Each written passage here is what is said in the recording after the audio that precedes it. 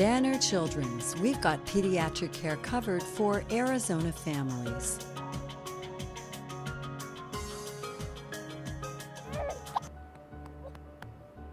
Anytime that you're a parent and you find out before your baby comes that there's any kind of a abnormality, it is very frightening. So imagine when you find out on your prenatal ultrasound just expecting a nice big healthy baby and someone tells you that all their intestines are outside their abdomen. Well, that is obviously very terrifying. So he gave me a call and he let me know, hey, at your last appointment for your 12-week scan, we did, notice something that we're concerned about, and he explained to me that it was called gastroschisis, and immediately I didn't know what that was. I've never heard of it.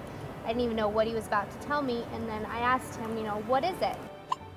We got hiccups? When babies are born with gastroschisis and the intestine is on the outside of their abdomen, there are two main problems that we're confronting. One is that the intestines are outside and they need to be inside. The other is what has happened to the intestine from being outside. And what has happened to the intestine is that the fluid that they are now floating in, which is the mother's amniotic fluid, is very good for some things, but it's not very good for the intestine. And so the intestine on those babies is very irritated and sick from being outside. It's definitely, a rush of emotions, from the C-section to the baby being delivered. She's put in kind of like a bag up to her neck, so it's, all her intestines are covered, so nothing can access or get to it until they're put into the NICU room. And that's where I was with her the whole time, seeing them unveil, the towel and seeing everything that was outside. And it was a lot more than I expected. It was hard, definitely, when she would get upset and she was laying there and you couldn't pick her up and comfort her. We could hold her hand or we could try to talk to her, but automatically my mother instinct tells me pick her up, shush her, pat her, and I couldn't do any of that, so that was hard. Fortunately, the outlook for babies with gastroschisis is very good. It's not universal. Some of the babies have problems, but overall the outlook is very good. And when you hear something as terrifying as all the intestines being out, your first vision is not one of a good outcome. And in fact, for most of the babies, 90% or so of them, the outcome is very good.